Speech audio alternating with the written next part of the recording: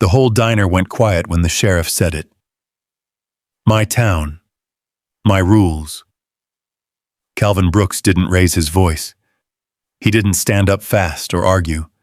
He just sat there, hands resting beside a cold cup of coffee, while a badge leaned over him like he didn't belong at his own table. Around him, forks stopped mid-air. A mother pulled her child closer. A man at the counter almost spoke, then didn't. No one stepped in. No one wanted trouble. So the sheriff made it worse. He demanded ID. He searched his pockets, and right there in front of everyone, he snapped handcuffs onto a man whose only crime was sitting quietly and refusing to be small. Calvin didn't fight back. He didn't beg. He just looked ahead, calm, steady, like he already knew how this would end. And as they dragged him past the table, something slipped from his jacket.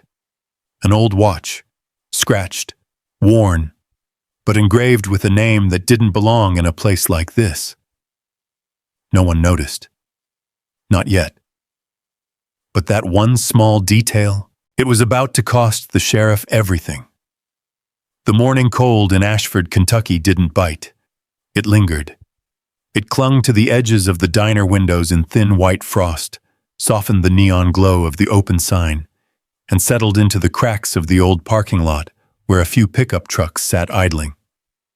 Inside, the warmth came from the kitchen, grease sizzling, coffee brewing, the low hum of a place that had been running the same way for decades.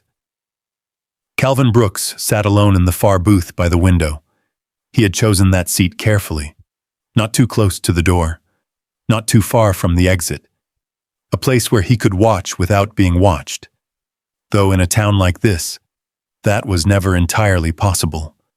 His plate held a short stack of pancakes, untouched except for one clean cut through the center. A cup of black coffee sat to his right, steam curling slowly upward, untouched now for several minutes. His hands rested on the table, large and steady, the kind of hands that had spent a lifetime working without ever asking for attention. His jacket hung loosely on his frame. Canvas, worn at the cuffs, clean but tired. The kind of coat people stopped noticing after a second glance. Behind the counter, Emily moved with quiet efficiency, refilling cups, sliding plates across the pass-through window, offering soft smiles to the regulars who didn't need menus. She had noticed Calvin the moment he walked in, not because he did anything wrong, but because he didn't belong to the rhythm of the room. He had said please when he ordered. He had said thank you twice.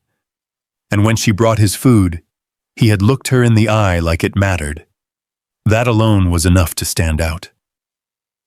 At the counter, two older men in worn baseball caps talked about the weather like it was something personal. A young mother sat near the door, her child coloring on a paper placemat. Forks clinked softly. Coffee poured. Life moved the way it always did here. Predictable, quiet, contained. Until the door opened. The bell above it didn't ring so much as snap. The air shifted before anyone turned.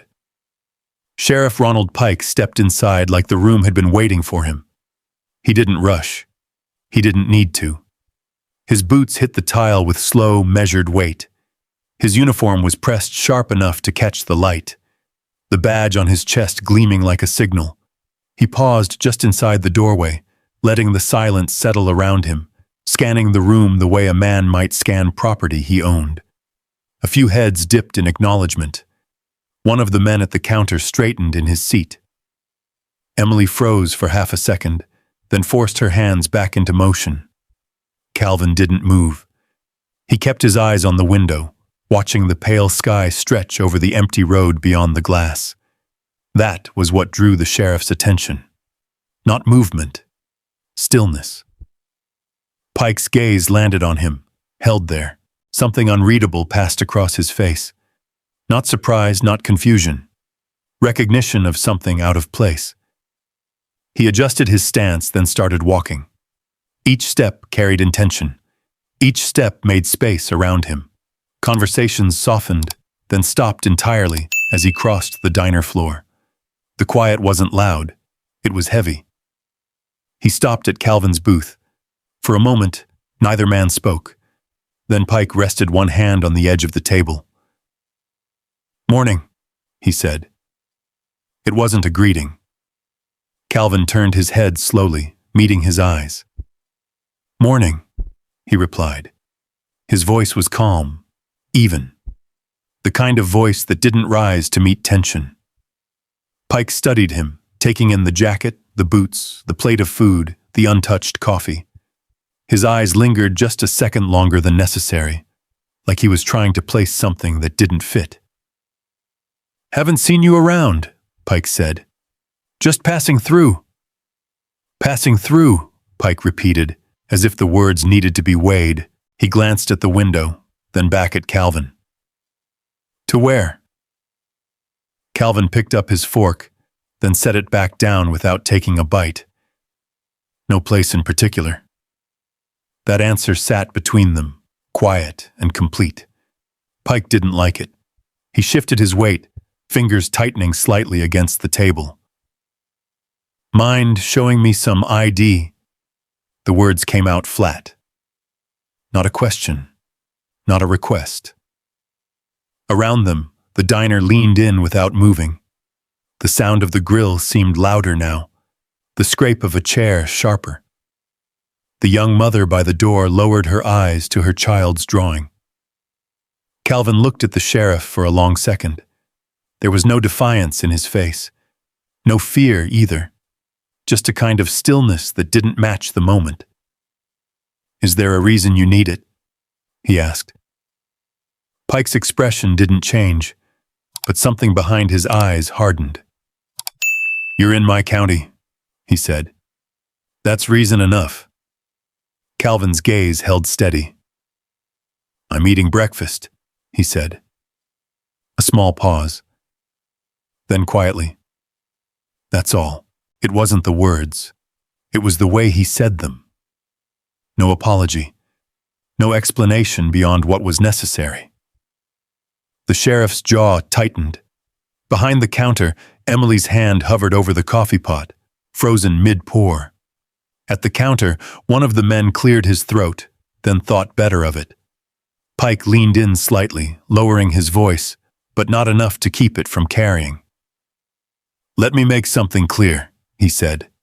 He tapped the table once, a dull, final sound. "My town." Another tap. "My rules."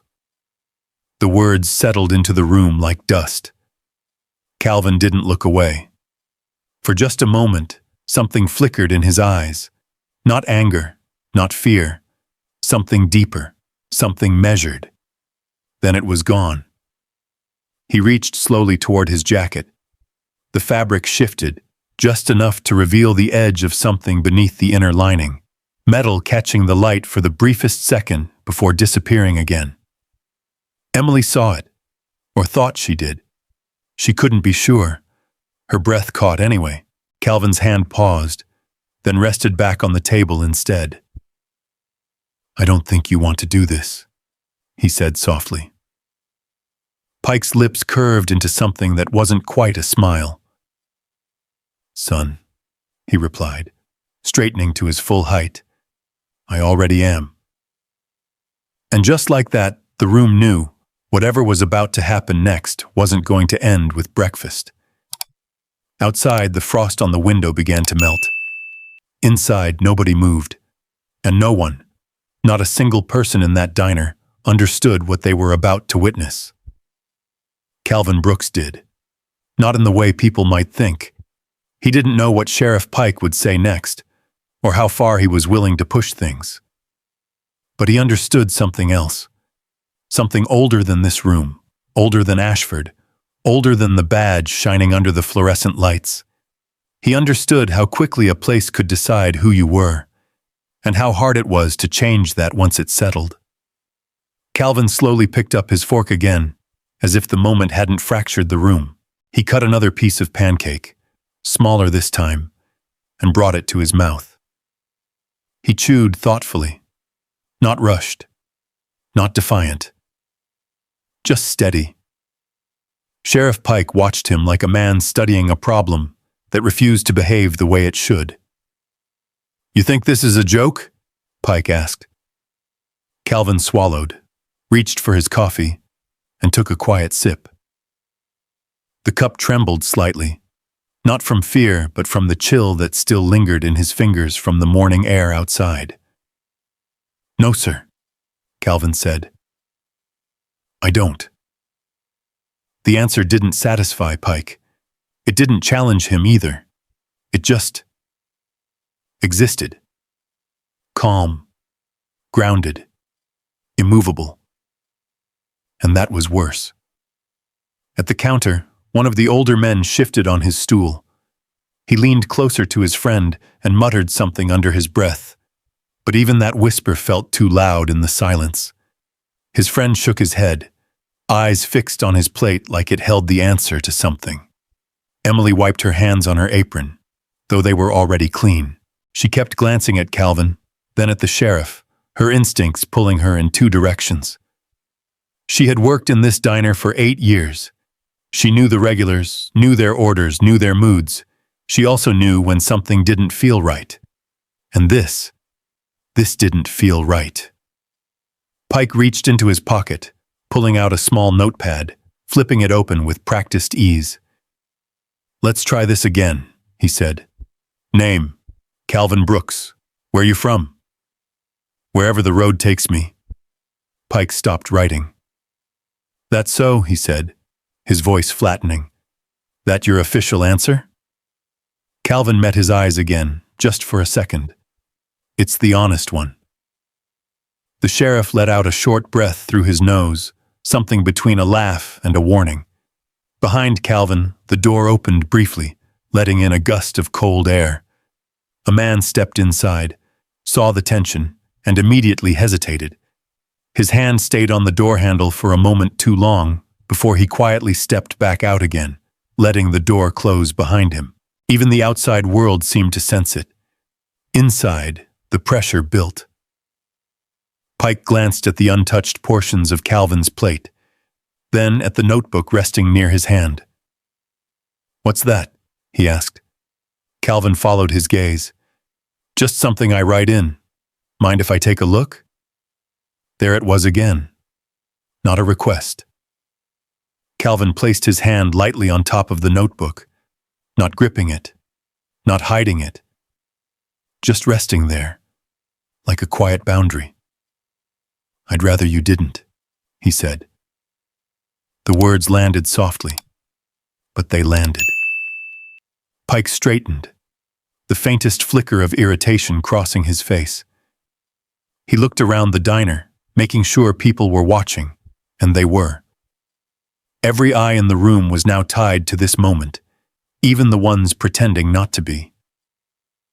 "You'd rather I didn't," Pike repeated.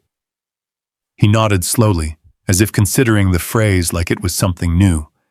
Then he leaned in closer. "You don't get to decide that," he said. Calvin didn't pull his hand away from the notebook. The silence stretched.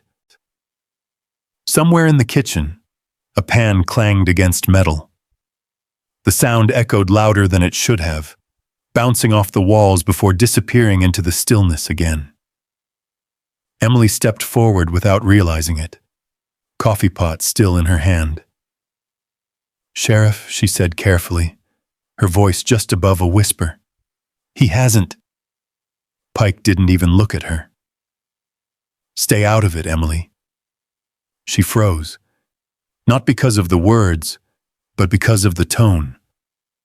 It wasn't angry. It was final. The kind of tone that shut doors before they could open. Her mouth closed. Her grip tightened on the coffee pot. She stepped back behind the counter, but her eyes never left Calvin. Calvin noticed. Just for a moment, he gave her the smallest nod. It wasn't reassurance. It was acknowledgement. He saw her, even if no one else did. Pike circled the booth slowly, his boots echoing against the tile. He moved like a man inspecting something he already owned, something that had simply forgotten its place. "You know," Pike said, stopping behind Calvin's shoulder, "folks around here like things simple." Calvin stared at the window again. The frost had melted into thin streaks now, catching the morning light. "Simple how?" he asked. "People come in," Pike said. "They eat, they pay, they move along. That sounds reasonable." "It is," Pike said, "until someone decides to complicate things." He leaned down slightly, his voice lowering just enough to carry. "And right now," he added, "you're complicating things." Calvin took a slow breath. He thought about the road that had brought him here, the miles of empty highway, the small towns that blurred together, the faces that never quite saw him, even when they looked straight at him. He thought about the places he had been before this, the things he had already seen. Ashford wasn't new. It was familiar. That was the problem. "I'm just having breakfast," Calvin said quietly. Pike stood there for a moment longer, then straightened again. "That's not what it looks like," he said. At the counter, the older man finally spoke, his voice rough with hesitation. "Ronald," he said, using the sheriff's first name like it was something fragile. "Maybe we ought to just—" Pike turned his head slowly.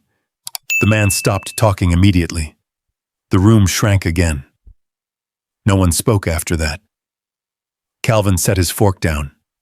He looked at his hands, then at the coffee cup, then back at the sheriff.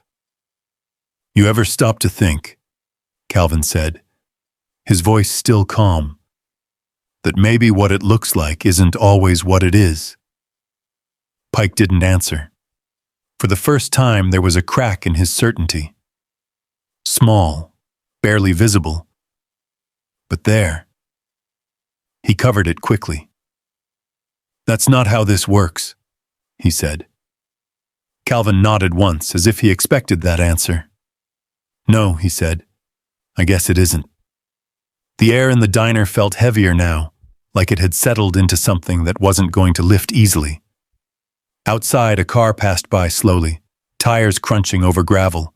Inside, the moment held, and somewhere, beneath the surface of it all, something had already begun to shift.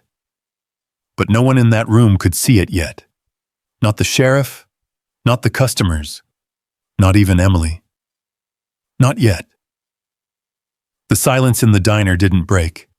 It settled deeper, like something heavy sinking to the bottom of a lake. Calvin sat still, his hand resting lightly on the worn cover of his notebook. The steam from his coffee had faded now, leaving behind a dark, still surface that reflected the overhead lights in dull, wavering lines. Outside, a truck rolled past slowly, its tires crunching over gravel like distant thunder. Inside, every movement had become deliberate, every breath measured.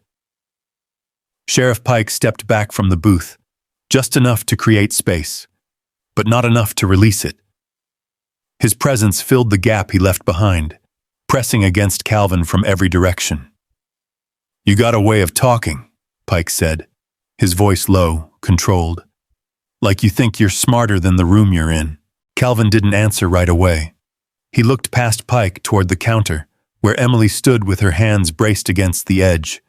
Her knuckles were pale. She wasn't looking at the sheriff anymore. She was looking at him. And for a moment, just a moment, there was something there. Not understanding. Not yet. But something close to it. Something that didn't fit with the rest of the room. Calvin gave the slightest shake of his head. Not a warning. Not a command. Just a quiet message. Don't. Emily swallowed hard and looked away. The moment disappeared. Pike followed Calvin's gaze, but by the time he turned, Emily was already moving again, pouring coffee for a man who hadn't asked for it. "That's the thing about people passing through," Pike continued, pacing slowly beside the booth. "They think they don't have to answer to anyone. Think they can just drift in, do what they want, drift back out. He stopped again, resting both hands on the back of the empty booth across from Calvin. "This isn't one of those places." Calvin leaned back slightly in his seat, the vinyl creaking softly beneath him. "I didn't say it was," he replied. Pike's eyes narrowed. "You didn't have to." At the counter, the older man with the cap shifted again. His fork scraped against his plate, loud in the quiet. He cleared his throat, glanced toward Pike, then toward Calvin. His lips parted, then closed. He went back to his food. The woman near the door tightened her arm around her child, pulling her closer without looking up.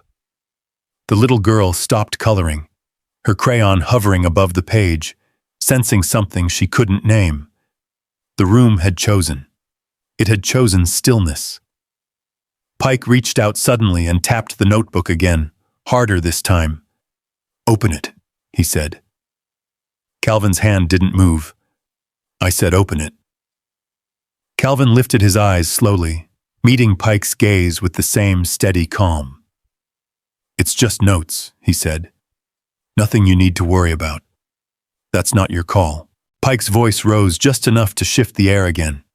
From the kitchen, a cook leaned out slightly, watching through the pass-through window, spatula still in hand. He didn't step forward, didn't speak, just watched like everyone else. Calvin let out a slow breath. Then, without urgency, he slid the notebook a few inches across the table, just enough to show he wasn't hiding it. But he didn't open it. Pike stared at the closed cover. "You think I won't?" he asked. Calvin tilted his head slightly. "I think you already decided what you're looking for," he said. The words landed differently. They didn't challenge Pike directly. They didn't accuse him. They just named something. And for a split second, Pike hesitated. It was subtle, barely there. But Emily saw it. So did the man at the counter. So did the woman by the door. That tiny flicker, the moment where certainty wasn't absolute. Then it was gone. Pike reached forward, grabbing the edge of the notebook. Calvin's hand came down over it. Not fast, not forceful, just enough to stop it from moving. The contact was quiet, but it changed everything. The room inhaled as one. Pike looked down at Calvin's hand, then back up at his face. "Move your hand," he said. Calvin didn't. "I can't do that," he replied. The words were soft, but they didn't bend. Pike's jaw tightened, the muscle flickering near his temple. "You're making this harder than it needs to be." Calvin's gaze didn't waver. "No," he said. "I'm not." The sheriff leaned in closer now, his voice dropping to something colder. "You know what I see?" Pike said. "I see a man who walked into the wrong place and thinks he can outtalk his way through it." Calvin held his eyes. "And I see a man who thinks he already knows everything he needs to," he answered. The tension snapped tighter. Not loud, not explosive, but undeniable. Behind the counter, Emily's breath caught again. Her fingers tightened around the coffee pot until it tilted slightly, a thin stream spilling over the rim and onto the counter unnoticed. She didn't feel it. No one moved to stop it. No one moved at all. Pike straightened slowly, stepping back from the booth. "All right," he said. The word hung there, too calm, too easy. He turned his head slightly toward the door. "Colt," he called.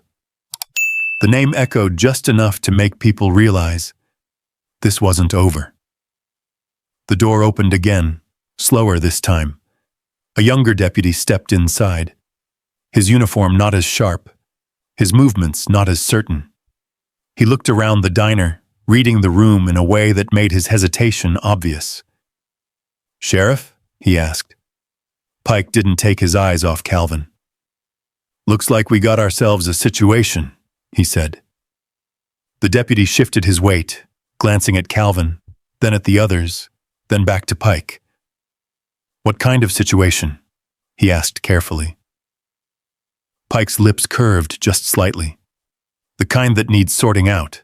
Calvin sat still, his hand still resting on the notebook, his posture unchanged. But something had shifted. Not in the room, in the space between what was happening and what was coming next. And for the first time, the people watching, the ones who had chosen silence, felt it. A quiet, creeping realization. This wasn't going to end the way they thought. It didn't explode. It didn't break open. It tightened, like a knot pulled too far. Deputy Colt stood just inside the door, his eyes moving quickly from Sheriff Pike to Calvin, then to the rest of the room. He wasn't new to tension. Anyone wearing that uniform learned early how to read it. But this felt different. There was no shouting, no chaos. Just a man sitting at a booth, and another man trying to make him move. Colt stepped closer, slower now. "What's going on, Sheriff?" he asked again, more quietly this time. Pike didn't look at him. "Routine check," he said. "Guy doesn't want to cooperate." That was enough. In a town like Ashford, not cooperating could mean anything the sheriff wanted it to mean. Colt nodded once, even if he didn't fully understand. "Yes, sir." Behind him, the door opened again. Another deputy entered, older, heavier, with a face that had learned not to ask questions anymore. He took his place near the counter, leaning against it like he'd done this 100 times before. Now it was 3. 3 uniforms, 1 booth. Calvin noticed. He didn't react outwardly, didn't shift in his seat or tighten his grip. But something in his posture adjusted, subtle, almost invisible. The kind of adjustment a person makes when they recognize a situation has crossed a line. Not loudly, but completely. Pike reached down and tapped the notebook again, slower this time. "Last chance," he said. "Open it." Calvin looked at the sheriff, then at the 2 deputies, then briefly at the people watching. No one stepped forward. No one spoke. Even Emily had retreated behind the counter now, her hands gripping the edge so tightly her fingers had gone pale. Calvin let out a quiet breath. Then he moved his hand off the notebook. Not in surrender, in choice. He slid it forward an inch. "That's as far as it goes," he said. Pike's eyes flickered with something. Satisfaction, maybe. Or something sharper. He flipped the notebook open. Pages of handwriting filled the space. Neat, precise, steady lines. Not messy thoughts or scribbles. Organized. Observed. Pike scanned the first page, then the second. His brow furrowed. "What is this?" he asked. "Notes," Calvin said. "Notes about what?" Calvin didn't answer right away. Pike flipped another page. Words like timing, pattern, frequency appeared between the lines. References to streets, observations about behavior, small details that on their own meant nothing, but together suggested something more. Pike looked up. "You writing about this town?" he asked. Calvin met his eyes. "I write about places I pass through." "That's so." Pike closed the notebook halfway, tapping it against the table. "Well, that's interesting," he said. "Because around here, we don't take too kindly to strangers writing things down like they're studying us." There it was. Not just suspicion. Ownership. Calvin nodded once. "I can see that." The answer was calm. Too calm. Pike snapped the notebook shut and set it back down hard enough to make the coffee cup rattle.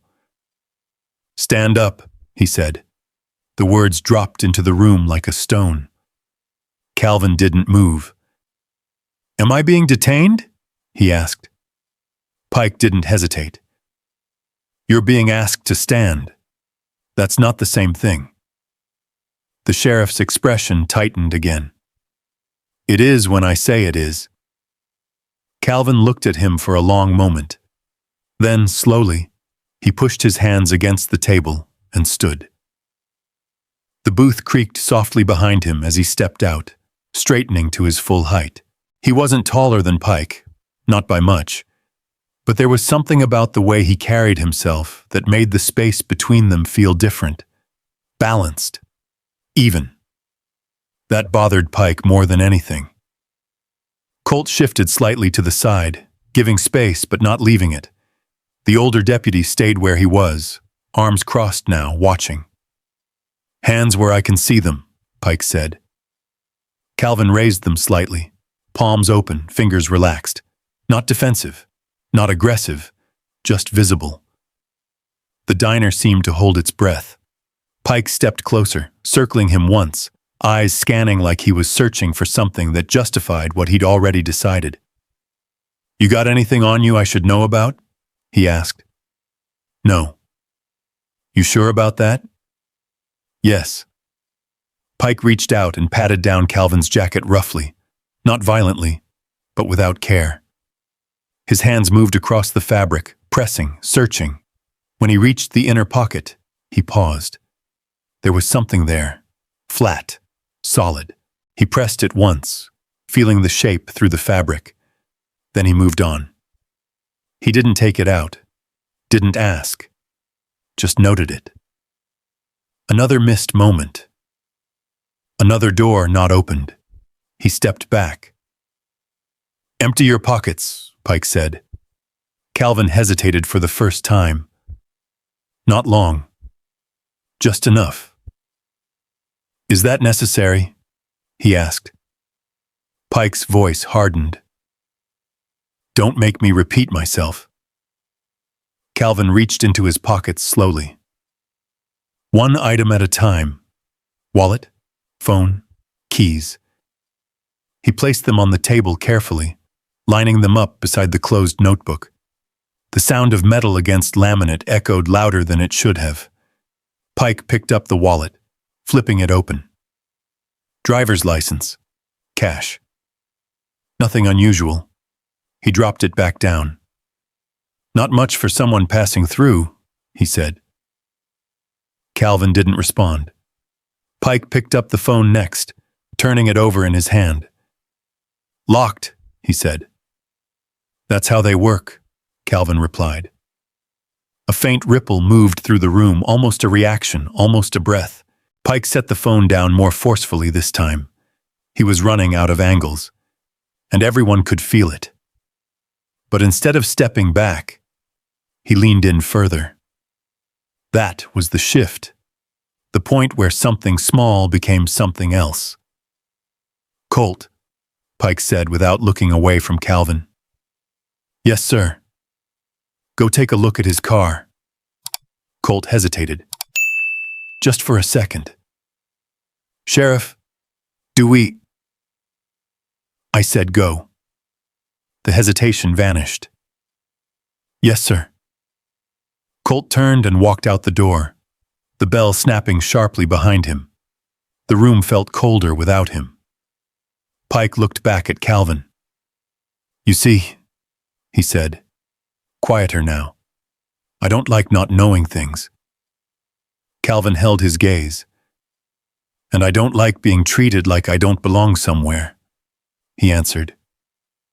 Pike smiled again, but this time it didn't reach his eyes. Well, he said, we've got something in common. He stepped closer. Too close. And for the first time, the distance between them disappeared. The power in the room shifted, not because Pike had gained control, but because he had pushed past the point where control made sense. And somewhere beneath it all, something irreversible had already begun. The diner didn't erupt. It didn't protest. It didn't move. It settled into something worse. Acceptance.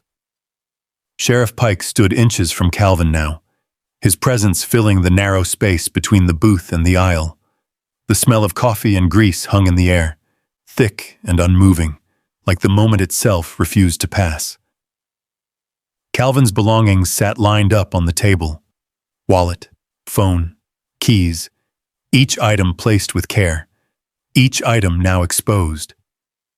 Pike glanced down at them, then back at Calvin, as if waiting for something more to appear, something that would justify everything already set in motion. Nothing did. Outside, the wind picked up just slightly, rattling the diner windows.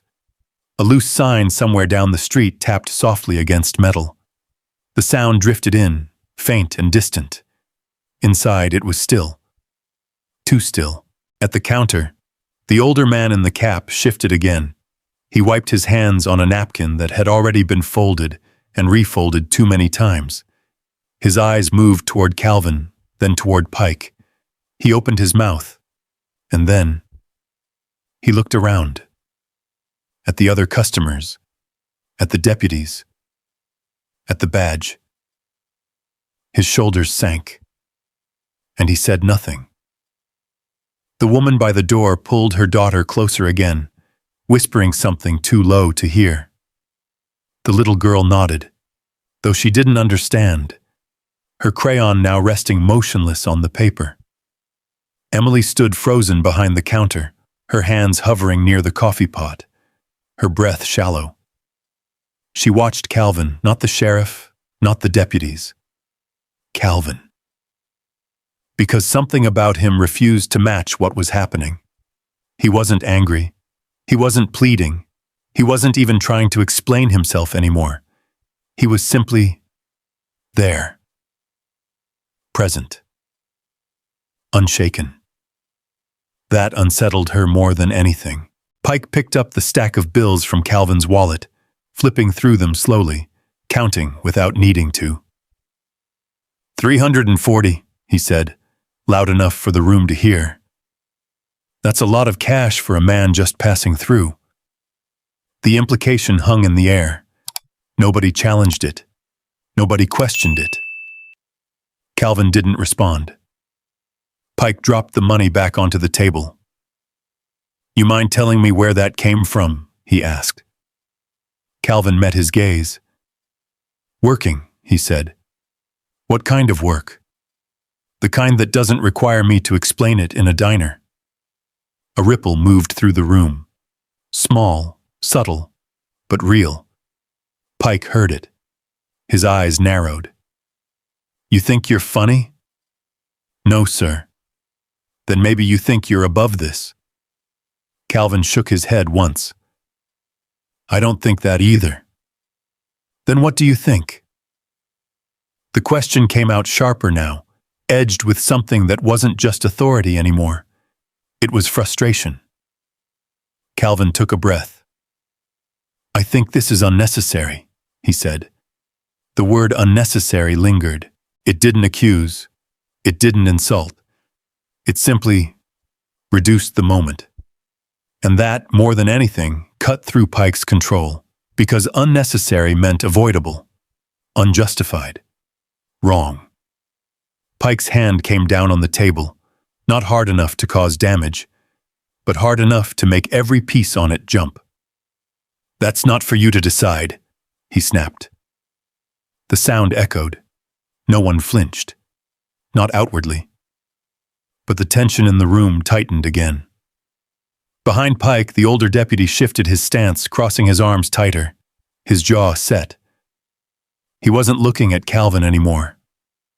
He was looking at the floor. Colt hadn't returned yet. And the absence stretched. Time slowed. Every second that passed without evidence, without explanation, without resolution, it made the situation thinner, more fragile, more dangerous. Pike turned slightly, glancing toward the door. Still nothing. When he looked back at Calvin, something had changed. Not in Calvin, in him. The confidence wasn't gone, but it wasn't clean anymore. It had edges now, sharp ones. Funny thing about towns like this, Pike said slowly, pacing once more. We keep track of who comes through. Calvin watched him. Do you? he asked. Yeah, Pike said. We notice patterns. We notice people who don't fit. And what do you do with them? Pike stopped walking. He turned. We handle it. The words settled like a weight.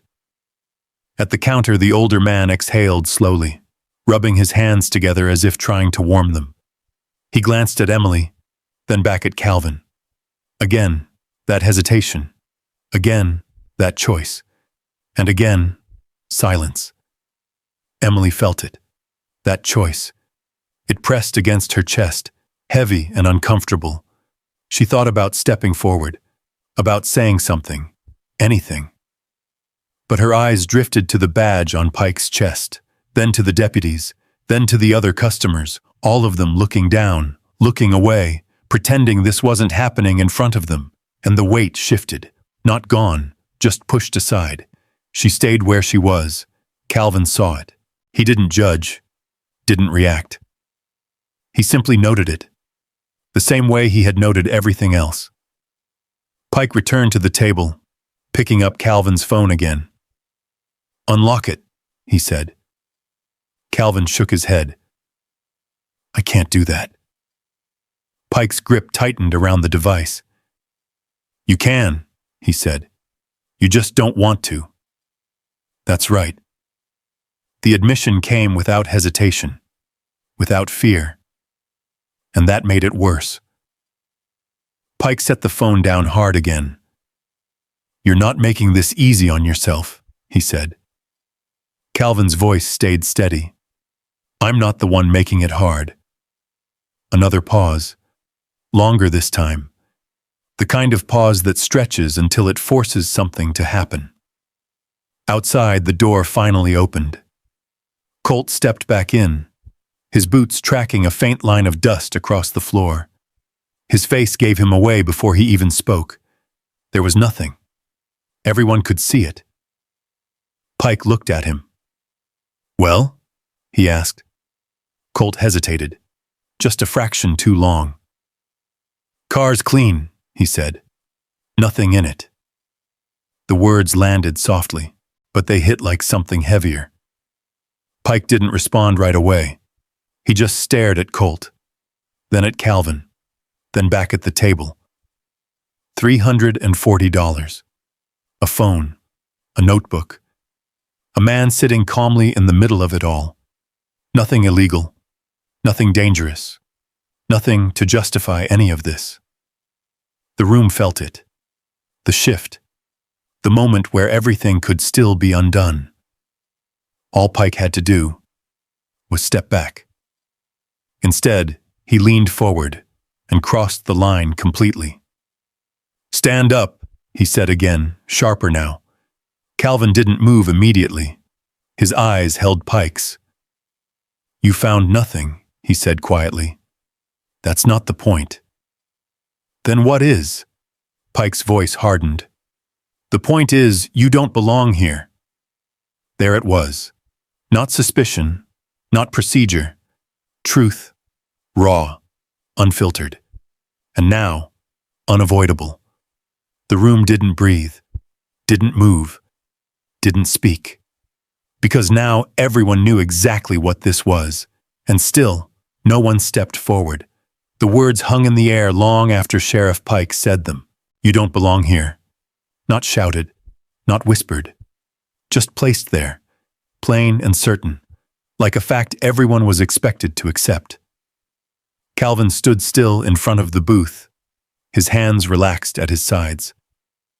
The room watched him now, not with curiosity anymore, but with something heavier. Recognition. Not of who he was, but of what was happening and what it said about them. The coffee on the table had gone cold. A thin brown ring had formed where the cup had been sitting too long, untouched. The pancakes had hardened at the edges, forgotten. Time had moved forward, but the moment hadn't. Calvin looked at Pike. Not up, not down, just level. I was invited in, he said quietly. Door was open. Pike shook his head slowly, like he was correcting something simple. "That's not how it works," he said. "Not for you." The line was crossed. Completely now. No room for interpretation. No space left for doubt. At the counter, Emily closed her eyes for a brief second. She felt it. The shift from tension to something else. Something final. Her hands trembled again, and this time she didn't try to hide it. Pike reached for his belt, the faint jingle of metal breaking through the silence like a warning. "Turn around," he said. Calvin didn't move. "For what?" he asked. "For not cooperating," Pike replied. "For obstruction." Calvin's eyes stayed on him. "You searched me. You searched my car. You found nothing. That's not the point. You said that already." Pike's jaw tightened. "Turn around." The second command came harder, sharper, the kind of tone that didn't expect a response, only obedience. The older deputy shifted again, glancing toward Pike, then toward Calvin. There was a flicker of something there, uncertainty maybe, but it passed quickly. He said nothing.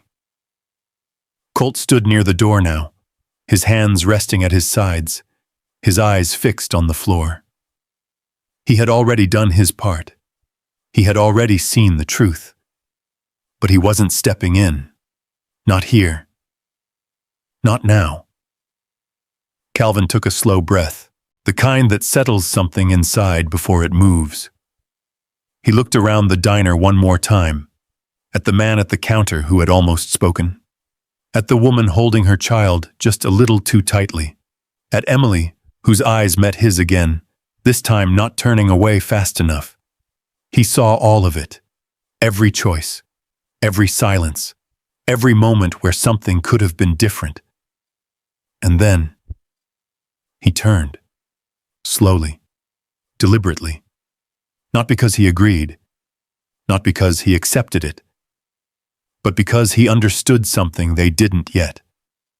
Sometimes, you don't resist the moment. You let it reveal itself. Pike stepped forward immediately, grabbing Calvin's wrist and pulling it behind his back. The movement was firm, controlled, meant to show authority rather than anger. The second wrist followed. Metal clicked. Sharp. Final. The sound echoed through the diner like something breaking.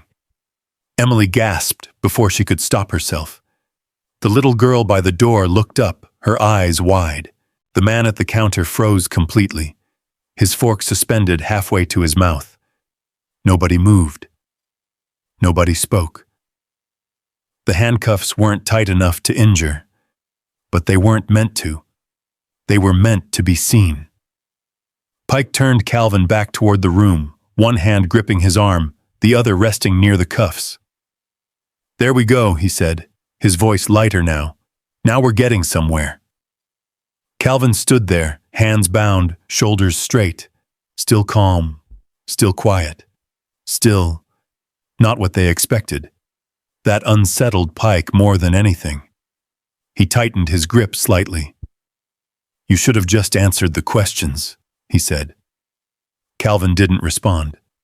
Pike leaned closer. Could have walked out of here like nothing happened. Calvin's voice, when it came, was soft. But something did happen. The words landed differently now, because they were true, and everyone in that room knew it. Pike didn't respond. Instead, he pushed Calvin forward slightly. "Let's go," he said.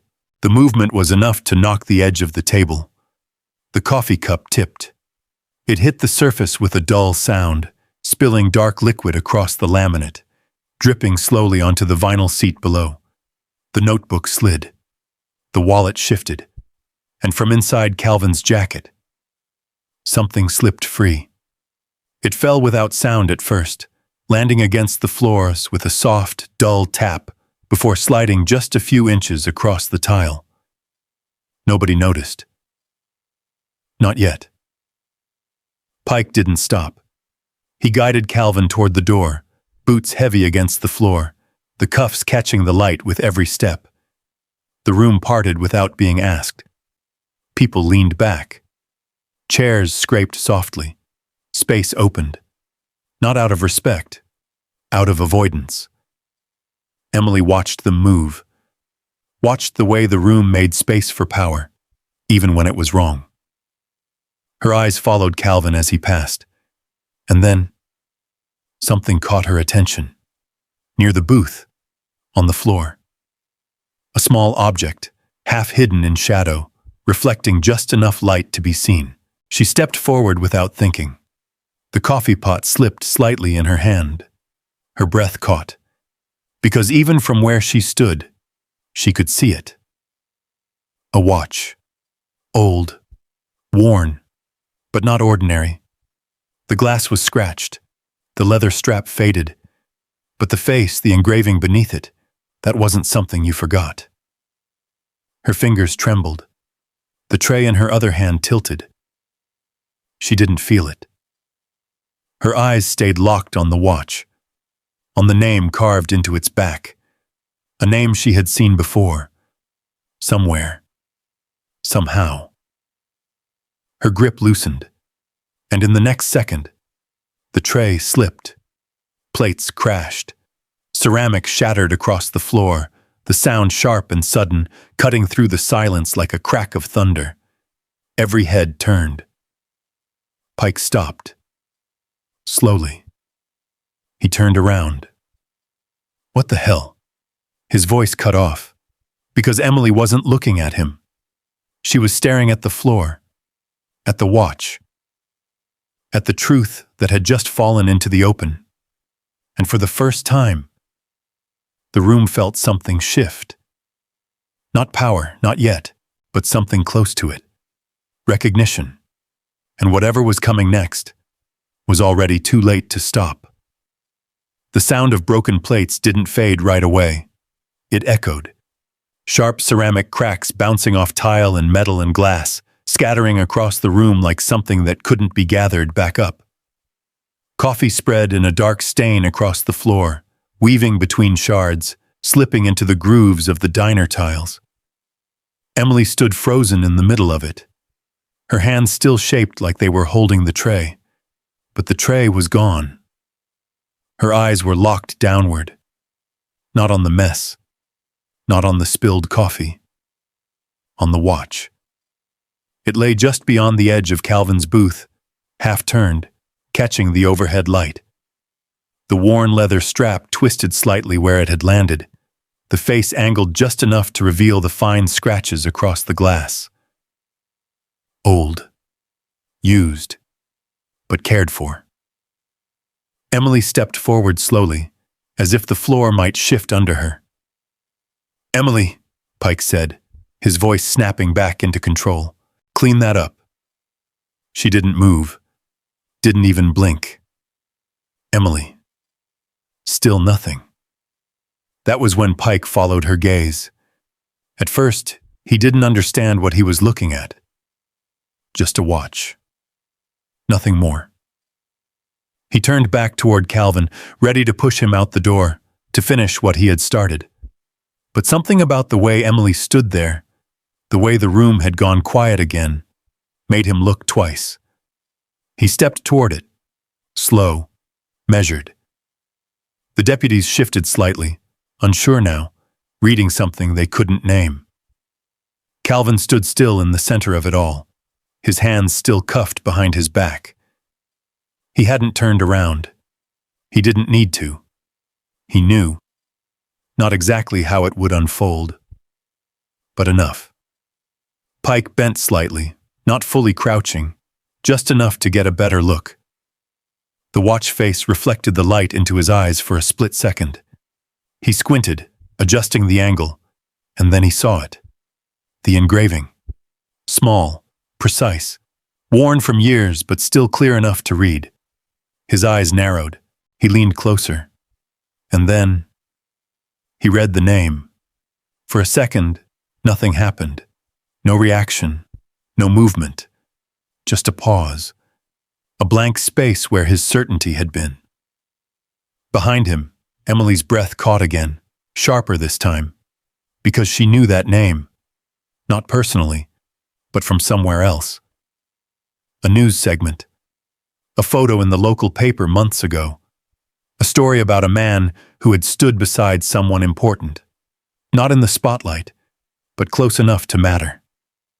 She didn't remember all the details, but she remembered the name, and now it was here, on the floor of a diner, at the feet of a man in handcuffs. Pike straightened slowly, too slowly. His eyes moved from the watch to Calvin, to the back of his jacket, to the cuffs. Something didn't fit anymore. The room felt it, that shift, that quiet, creeping crack in the moment. "Pick it up," Pike said, his voice lower now. Not sharp, not commanding, just uncertain. Emily didn't move. "Pick it up," he repeated, louder this time. Her hands trembled as she bent down, stepping carefully around the broken plates. The crunch of ceramic under her shoes sounded too loud, too final. She reached for the watch, paused, then picked it up. It felt heavier than it should have. Not in weight, in meaning. She turned it slightly, looking again at the engraving, her fingers brushing over the letters as if they might disappear if she touched them too hard. "Sheriff," she said, her voice barely holding together. Pike held out his hand. "Give it to me." She hesitated, just for a moment, then placed it in his palm. The metal was warm, warmer than it should have been. Pike stared at it, his thumb brushing over the engraving. He read it again, slower this time, as if hoping he had made a mistake the first time, but he hadn't. Behind him, one of the deputies shifted again. "What is it?" the older one asked quietly. Pike didn't answer. He kept his eyes on the watch. Then, slowly, he turned toward Calvin, the man in cuffs, the man he had just called out, the man he had decided didn't belong. "Where did you get this?" Pike asked. The question came out wrong, not accusatory, not even suspicious. It sounded unsure. Calvin didn't turn around. "Found it," he said. The answer was simple, too simple. Pike's grip tightened around the watch. "That name," he said. "You know who that is?" Calvin's voice stayed even. "Yes. And you're just carrying this around?"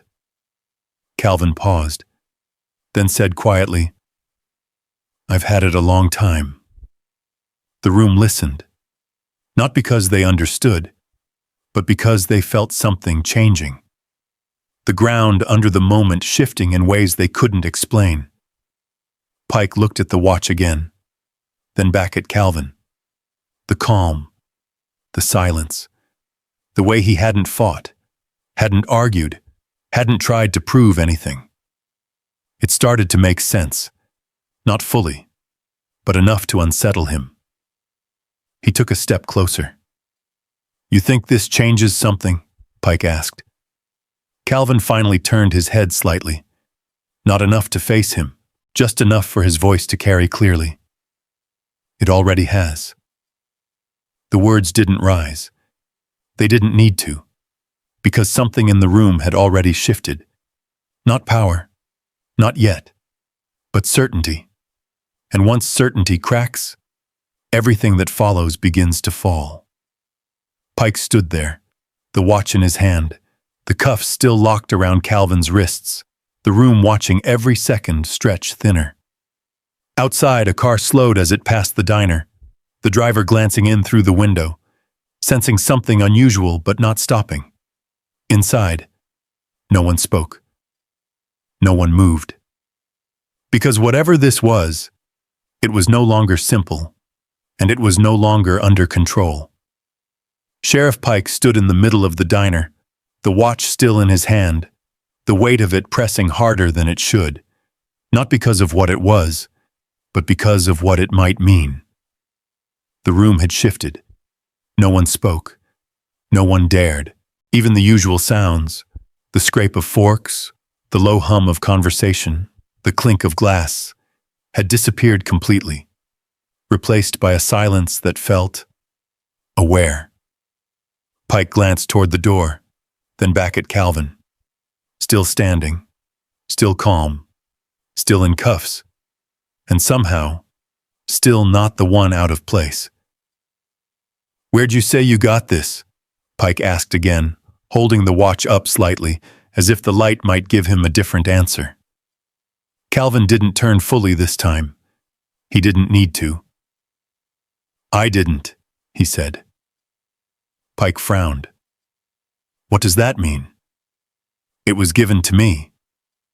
The words were simple, but they landed heavier than anything that had been said so far.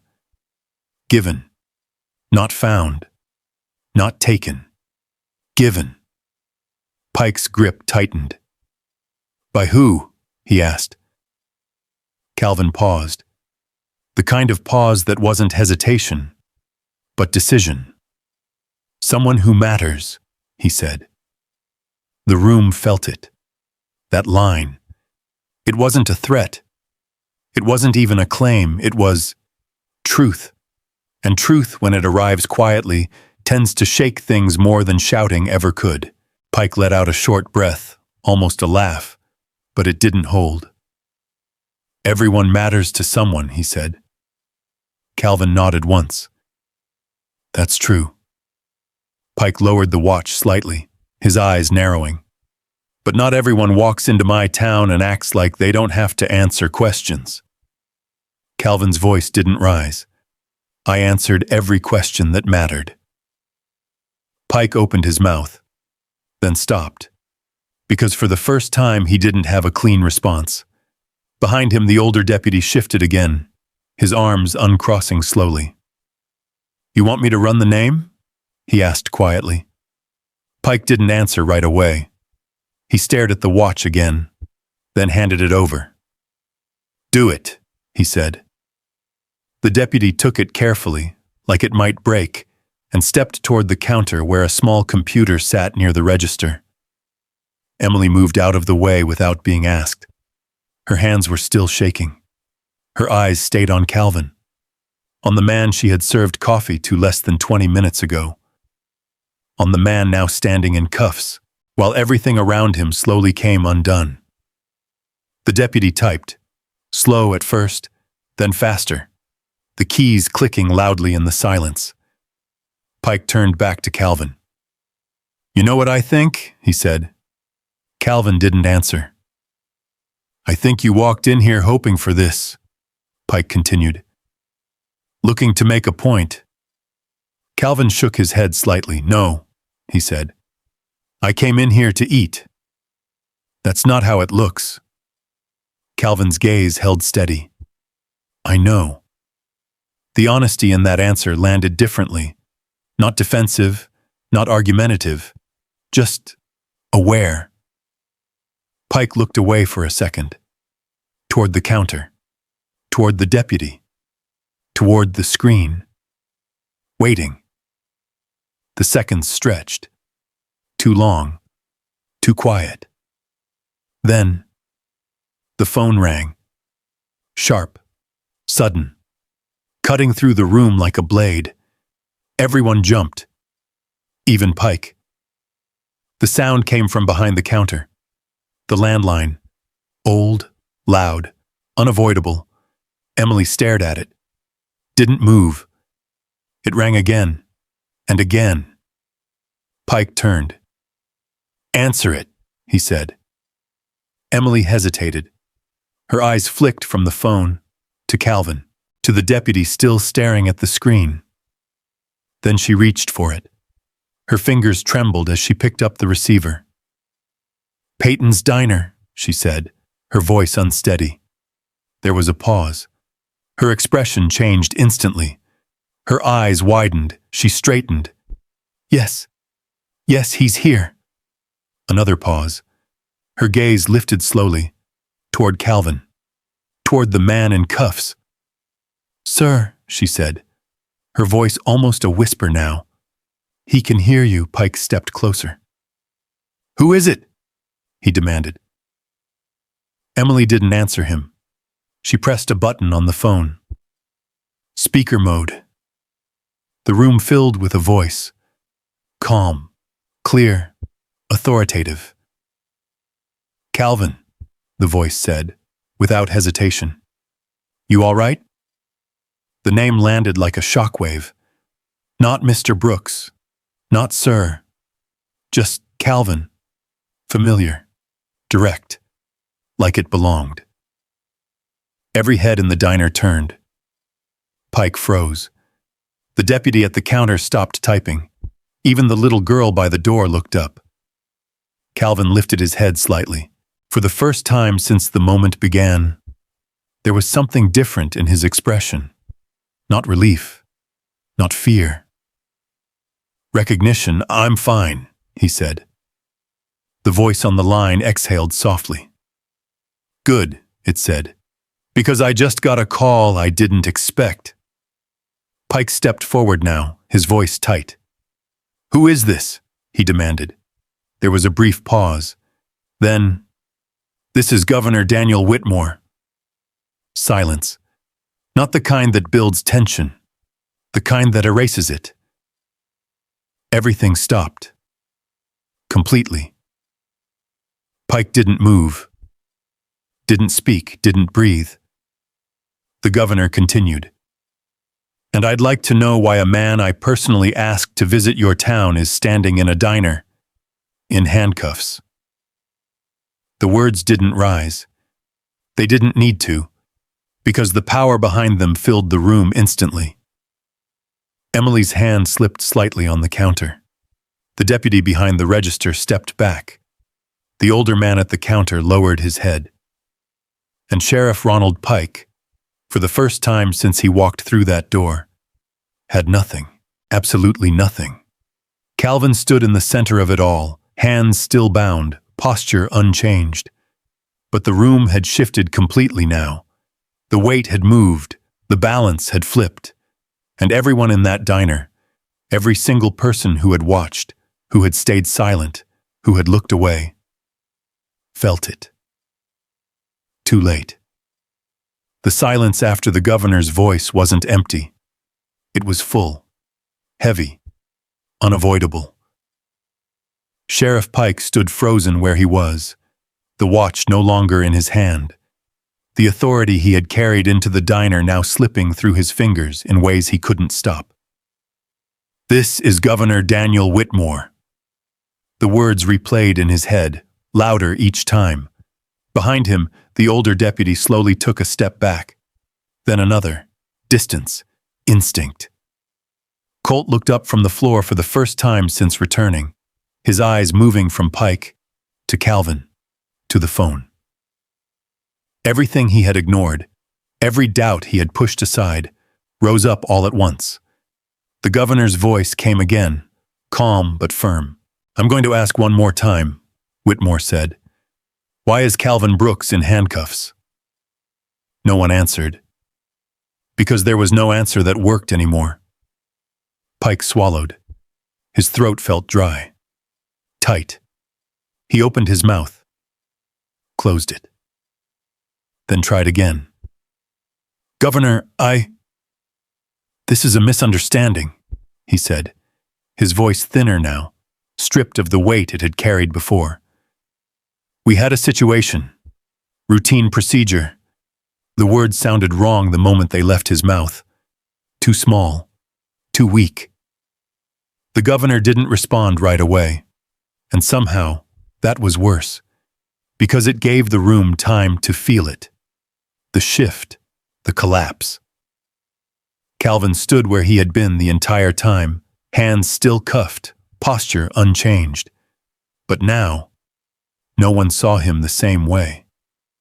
The man at the counter lowered his gaze, shaking his head slowly. The woman by the door pulled her daughter close, her eyes no longer avoiding the scene, but watching it with something like regret. Emily pressed her hand against the counter, steadying herself. She looked at Calvin again. But this time, she didn't look away. The governor's voice returned.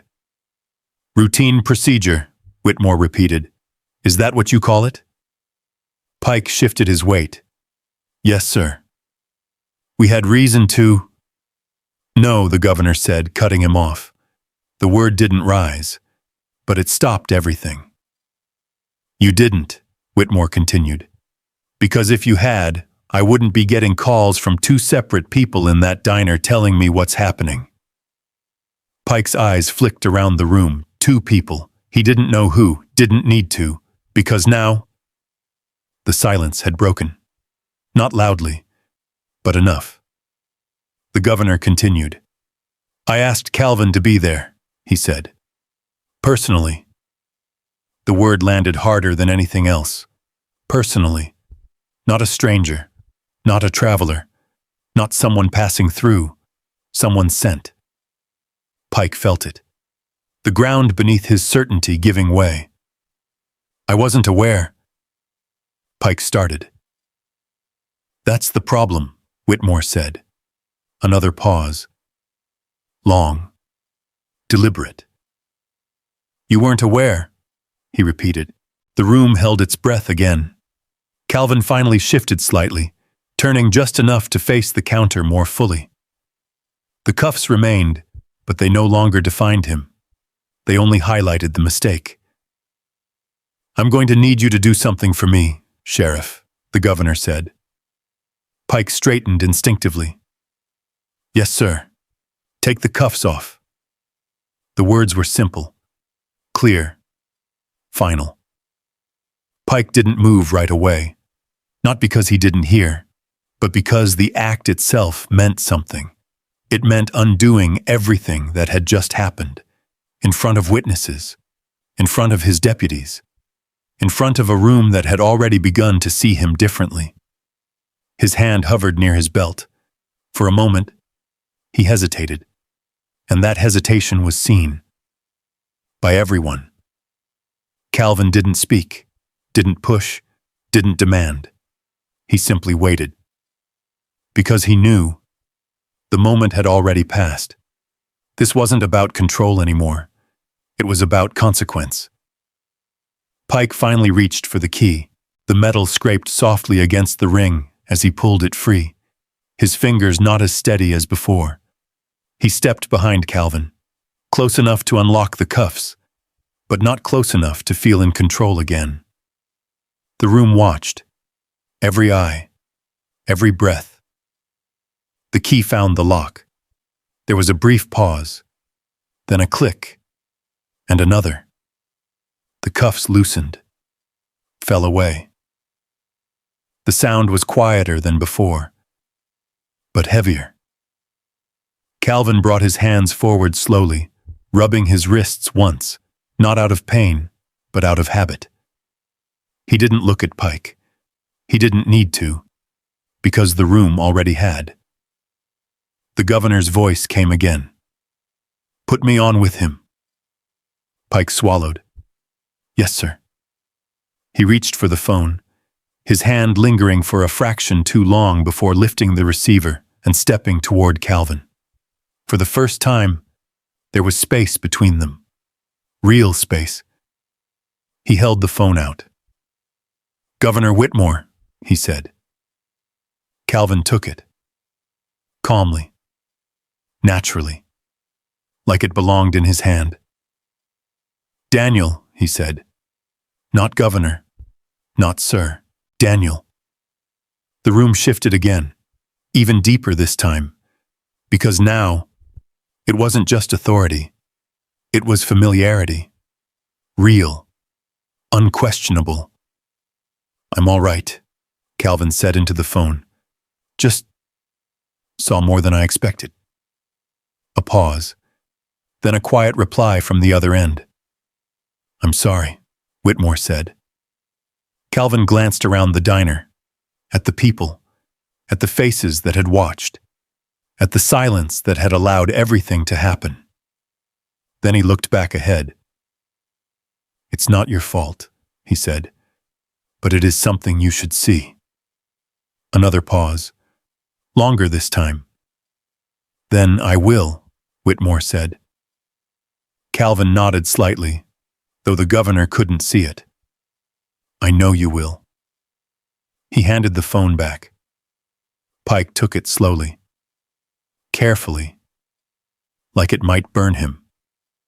The governor's voice came one last time. "We'll talk soon, Sheriff." The line went dead.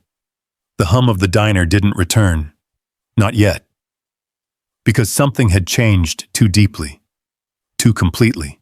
Calvin stood there, free now, his hands at his sides, his posture exactly as it had been when the morning began. But everything else was different.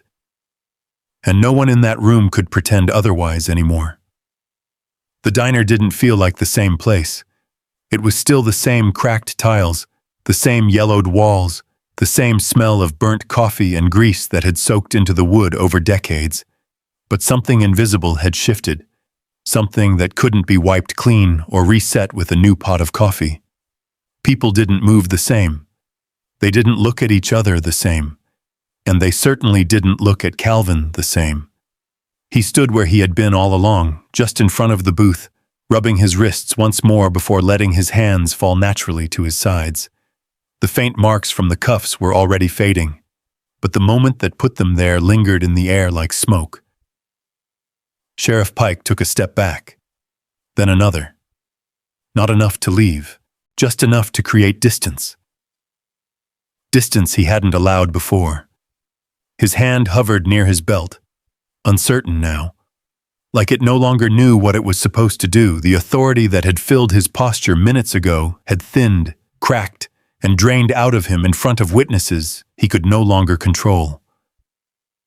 "You should have said something," Pike muttered, the words barely holding together.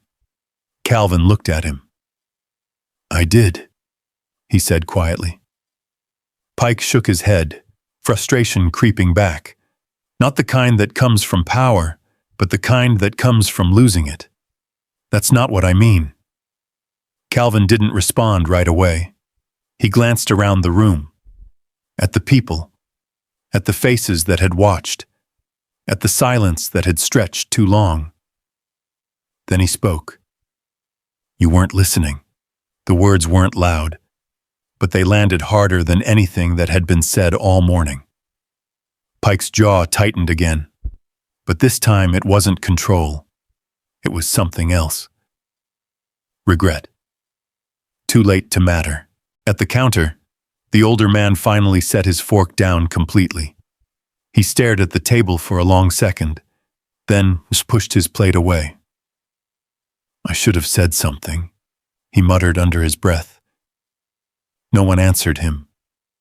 Because they all knew it wasn't just him.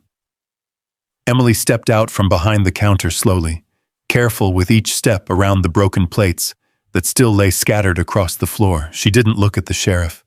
She walked straight toward Calvin. "I'm sorry," she said. Her voice shook, not from fear, from something deeper. "I should have..." She stopped herself, swallowing hard. "I saw it. I just didn't do anything." Calvin looked at her, really looked at her, not past her, not through her, at her.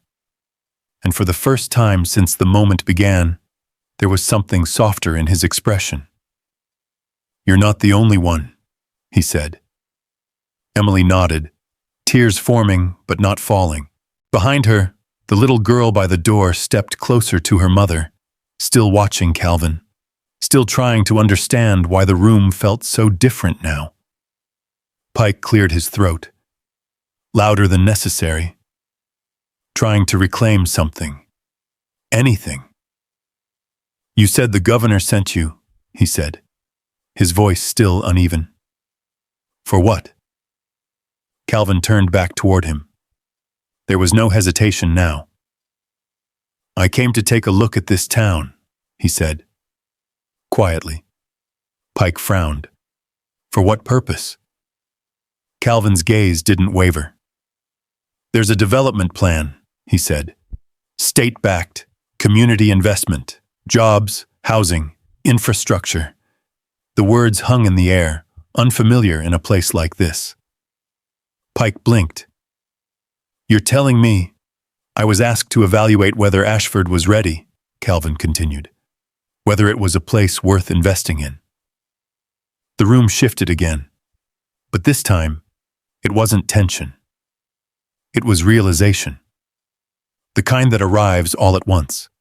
The kind that connects everything in a single, heavy moment. The older man at the counter looked up sharply. "Jobs," he said. "You mean real jobs?"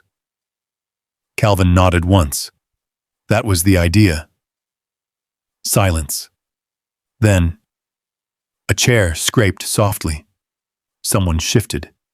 The weight of what had just happened began to settle in a new way. Not just as a moment, but as a consequence. Pike stared at him. "You're saying this whole thing," he gestured vaguely around the diner, "could affect that?" Calvin didn't raise his voice. He didn't need to. It already has. The words hit harder this time, because now they understood what was at stake. Not just pride, not just power, something bigger, something that extended beyond the diner, beyond the street, beyond the town itself. Pike ran a hand over his face, slow, unsteady. "You're serious," he said. Calvin didn't answer. He didn't need to. Emily looked around the room, at the broken plates, at the spilled coffee, at the people who had watched, and then back at Calvin. "You came here to help," she said. It wasn't a question. Calvin met her eyes. "I came here to see," he replied. Another silence. But this one felt different. Not heavy, not suffocating. Just honest. Pike let out a breath he didn't realize he was holding. "What happens now, he asked. For the first time, he sounded like someone asking for direction, not giving it. Calvin looked toward the door. The same door he had walked through less than an hour ago. It hadn't changed, but everything else had. "That depends," Calvin said. "On what?" Calvin turned back to him. "On whether this place is willing to face what just happened." The words didn't accuse. They didn't demand. They offered something else. A chance. But not an easy one. Pike looked around the diner. At the witnesses. At the silence that had broken too late. At the moment he could no longer take back. His shoulders dropped slightly. Not in defeat, but in understanding. "I don't know if it is," he said. Calvin nodded. "That's what I'm here to find out." Outside, the sky had cleared. The frost was gone. The road stretched out, open and quiet, like it had been waiting for something to pass through it. Inside the diner, nothing felt the same, and nothing would be again. The diner stood still, but the world outside it had already started moving. It began quietly. A car slowed past the window, then stopped. Another pulled in behind it. Doors opened. Figures stepped out. Strangers. Not from Ashford. Their jackets were clean, their movements purposeful, their eyes already scanning before they reached the door. Inside, the shift was immediate. People noticed. They always did when someone new walked into a small town with confidence instead of caution. The bell above the door rang. Once, then again. Two men entered, followed by a woman with a folder tucked under her arm. They didn't hesitate. Didn't look around like visitors. They walked straight in like they already knew where they were going. Sheriff Pike turned. His body stiffened.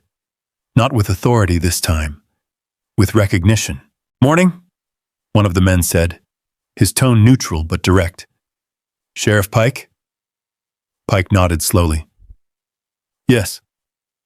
The man reached into his jacket, pulling out a badge. Not flashy, not polished for show, but official in a way that didn't need explanation. "State office," he said. "We'd like a word." The room shifted again. But this time, it wasn't uncertainty. It was consequence. Emily stepped back instinctively, her hand brushing against the counter behind her. The older man at the counter straightened slightly, watching now without trying to hide it. Colt moved toward the wall, creating space without being told. The other deputy lowered his gaze. Pike looked at Calvin, then back at the officials. "This about the call?" he asked. The woman with the folder stepped forward. "It's about everything," she said. Her voice was calm, measured, the kind of voice that didn't argue, didn't need to. Pike swallowed. His throat felt dry again. "This was a misunderstanding," he said, the words sounding weaker now, like they were being repeated more out of habit than belief. The man shook his head slightly. "We'll determine that," he said.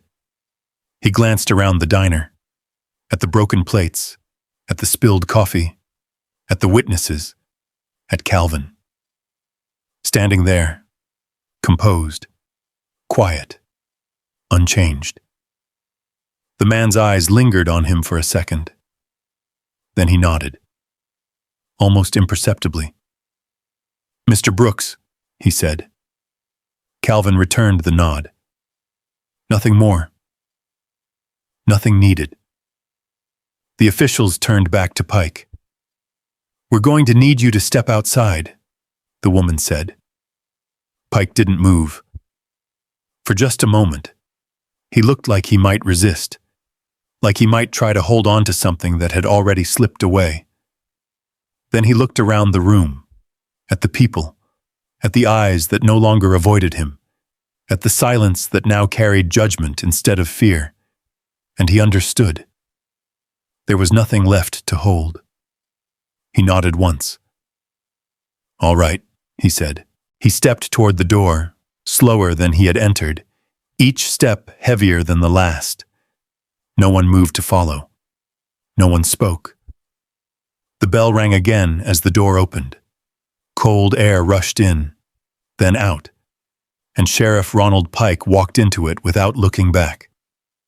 The door closed behind him. Inside, the diner remained, but it felt different, lighter. Not because everything was fixed, but because something had been acknowledged. The woman with the folder stayed behind. She moved toward Calvin. "You okay?" she asked. Calvin nodded. "I am." She glanced at the marks on his wrists, at the table, at the notebook. "We'll need a statement," she said. "You'll get one," Calvin replied. Emily stepped forward again, hesitating only once before closing the distance between them. "I'll tell them what I saw," she said. Her voice didn't shake this time. Calvin looked at her, then nodded. "Thank you." Behind her, the older man at the counter stood up slowly. "Me too," he said. The words were simple, but they carried something new. Choice. Not silence. Not avoidance. Choice. One by one, others shifted.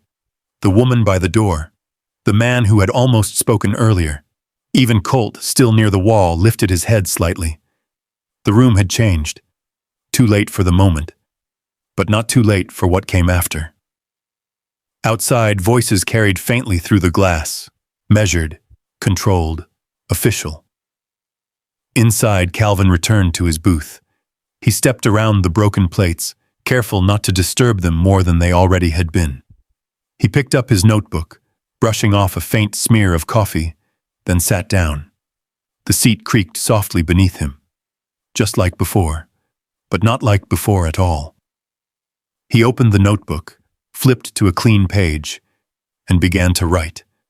Every detail, every word, every moment, not out of anger, not out of revenge, but because it mattered, because it always had. Emily watched him from the counter. The same man, the same seat, the same quiet presence. But now, she saw him, not as someone passing through, not as someone out of place, but as someone who had been there all along and had never needed the room to understand him. Outside, the sky had fully cleared. Sunlight broke through the clouds, stretching across the diner windows, casting long, warm lines across the floor. Inside, for the first time that morning, people breathed. Not deeply, not freely, but enough to feel the weight of what had just passed. The diner didn't return to normal. It couldn't. Normal had been broken somewhere between the first question and the sound of metal closing around a man's wrists. What replaced it was something quieter, more aware, a space where every movement seemed to carry meaning now. Calvin sat at his booth, pen moving steadily across the page. The same booth, the same table. But the room around him had changed in ways no one could ignore. Outside, the gravel in the parking lot crunched again as more vehicles arrived. This time, no one needed to guess why. People glanced toward the windows, watching silhouettes move past the glass. Officials, reporters, strangers drawn by something they didn't fully understand yet. Inside, the broken plates still lay scattered across the floor. No one rushed to clean them. Not because they didn't care, but because they knew. This wasn't something you wiped away. Emily stood near the counter, her hands finally still. She watched Calvin for a long time before speaking again. "What happens now?" she asked softly. Calvin didn't stop writing. "Now," he said, "people decide what kind of place this is." Emily looked around the diner, at the faces, at the silence that had once protected something it shouldn't have, at the man at the counter who had finally spoken, at the mother who now held her child differently, not in fear, but in thought. She nodded slowly, like she understood. Outside, the door opened again, but this time no one flinched. Sheriff Pike stepped back inside, alone, no badge on his chest, no presence filling the room, just a man. His shoulders were lower. His eyes didn't scan the room like before. They stayed down for a moment, then lifted, toward Calvin. The diner went quiet again, but this silence wasn't the same. It didn't protect him anymore. It watched him. Pike took a few steps forward, stopped. He didn't come closer than that. "I've been asked to step down," he said. No one reacted, not outwardly, because they had already seen it happen. The moment his authority cracked, the moment the room stopped belonging to him. Pike looked around, at the witnesses, at the people who had once looked away, now looking directly at him, then back at Calvin. "I was wrong," he said. The words were simple, heavy, late, but real. Calvin's pen stopped, just for a moment. He looked up, not with satisfaction, not with anger, just with understanding. "Yeah," he said quietly. Pike swallowed. "I don't expect that to fix anything. It won't." Another pause. Long, honest.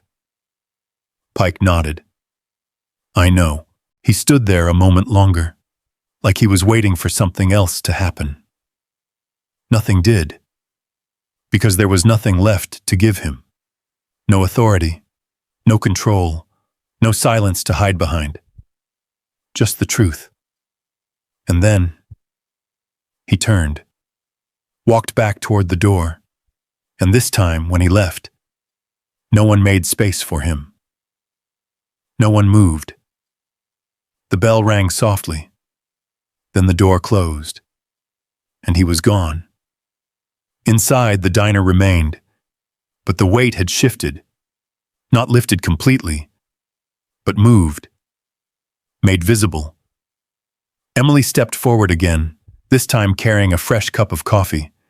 She set it down in front of Calvin, on the same spot where the first one had gone cold. "On the house," she said. Calvin looked at it, then at her. "You don't have to do that." "I know," she said. "I want to.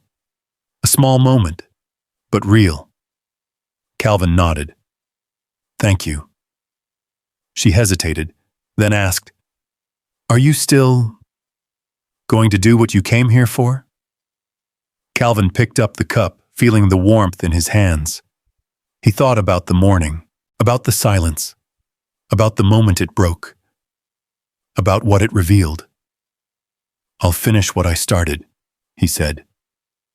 Emily nodded again, like she hoped he would. Outside, the sky had cleared completely now. Sunlight poured through the diner windows, stretching across the floor, catching the edges of the broken plates, turning them into something almost bright. Calvin reached into his pocket, pulled out the watch.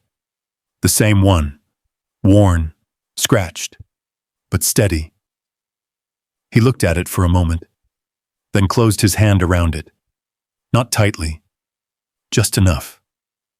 A quiet reminder of where he had been, of what had been given, of what still mattered.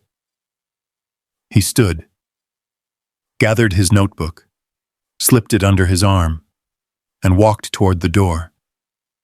The room watched him go, but this time, not in silence, in recognition, in understanding, in something that came too late for the moment, but not too late for what came after.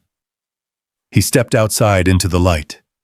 The door closed behind him, and for the first time that day, the town of Ashford felt different. Not because of who had worked, but because of what had finally been seen, and what could never be unseen again.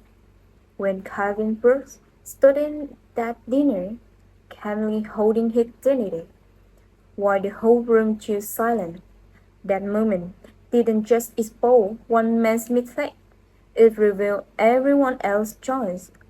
Sometimes the real cause of prejudice isn't just what one person does, but what everyone else allows.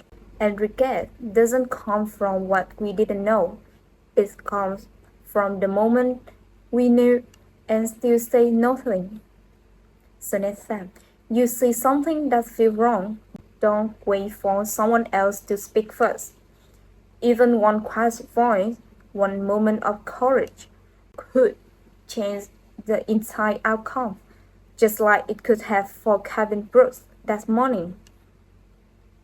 If you were sitting in that dinner, would you have stood up or stayed silent? Comment 1 if this story stayed with you, or 0 if you ever face a moment like that yourself. And if this make you think, wait until you hear what happened in the next story.